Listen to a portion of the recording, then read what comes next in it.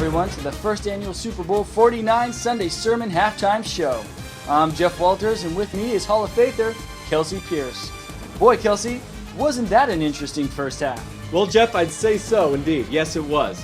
Right off the bat, at first, I'm sitting there and I'm thinking to myself, with congregational singing that beautiful, who wouldn't want to preach that sermon? I mean, come on. It's like hopping on the Seattle Seahawks bandwagon. You get up and you're like, who wants to preach? Me, duh. It's fun, it's easy, and everybody else wants to. I'd have to agree with you, Kelsey. I've had a real sense of worship right from the very get-go. Anyway, we're here to wrap up the first half of today's Sunday sermon by Major Brian Burchell. What do you think about the sermon so far? Well, I have to be honest. The guy gets up there and he cracks the Bible open right to that last book. And I said, no, not Revelation. But yep, right there in the book of Revelation, he finds the Church of Smyrna. I had to double check he was even pronouncing it right. Turns out he was. Anyway, so right there, in your face, like you never see it, lo and behold, the Church of Smyrna. I think it took a few minutes for him to get started. It was a little bit of a slow start. Almost a delay of game, if you know what I'm saying. Yes. Then he went right to the playbook, the Bible. And Hail Mary. Woo, doggy. It got good. That's right. One thing that really stood out to me was when Jesus told the Church of Smyrna, you are about to suffer. I tell you, the devil will put some of you in prison to test you. And you will suffer persecution for 10 days. I got to tell you, if Jesus told me that face to face, I'd want to move down to the Church of Laodicea, or maybe a little bit further down to the Church of Philadelphia. Yeah, that's right. You know, I felt the same way, like a regular church hopper, you know. I'm thinking, I got to get out of here. But here's the thing.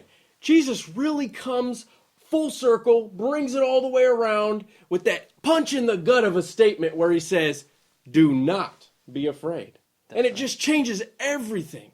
Wow, right? I can't wait for that second half. Now let's hand it over to Bear Burchell.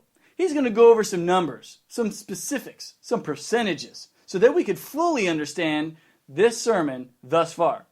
Bear? Well, thanks, Jeff and Kelsey. In the weeks prior, Major Brian, I like to call him Dad, has had no problem using the entire stage area. Little to the left, little to the right, little bit in between. But this week, statistics have shown something far different. You see, this week, Major Brian has kept himself right in the red zone here. You know, we would normally say that he was boundless, but this week, he is definitely note bound. 5% to the left, 6% to the right is not much. He's been spending most of his time right here. Beside the stage presence, there's another interesting fact. Week to week, his children are talked about 2 to 3 times.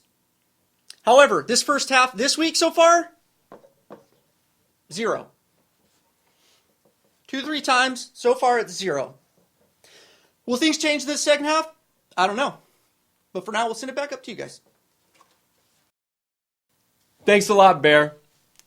You know, we got a shot of something real interesting during that first half. I'm not sure if you caught it, but from our front row cam, we got a shot of Major Millie Burchell giving a bit of a signal to Major Brian Burchell. Check this out.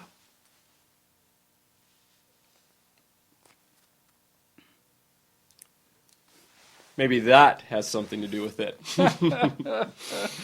My words exactly. According to his pregame announcement, the Major is going to be sharing with his congregation that the best is yet to come. No false calls, no deflated footballs. Yes, indeed, Jeff. You know, I had a chance this week to get in the office of the man, Major Brian Burchell. I'm sitting across his desk, and I'm just hammering him with questions. And I'm trying to figure out what's going on here. What's the week's plan? What's this sermon going to be all about? You know, and he told me probably a key part of this whole entire thing. Did he? And straight out of the mouth of Jesus once again, these words come to the believers in Smyrna. He who overcomes will not be hurt at all by the second death. That's straight out of the book of Revelation, chapter 2:11. Well, shotgun said hut. Believers will not be hurt at all by the final and second judgment. Their sin was judged at the cross. And in Christ, there is no more condemnation. Hold your horses. Let's save something for the major to tell the congregation, huh? Can't give it all away right now. And if he sticks to his plan, we will see this come full circle and hit on our lives today. That's right. We want Major Brian Burchell to apply the pressure. Take him to the end zone. And it's what we all need, isn't it? It sure is what we all need. Well, that about wraps it up for us. This is the Sunday Super Bowl Sermon Halftime Show. Thanks for joining us. On behalf of Kelsey and myself, have a blessed second half. Keep your spiritual eyes and ears on God today.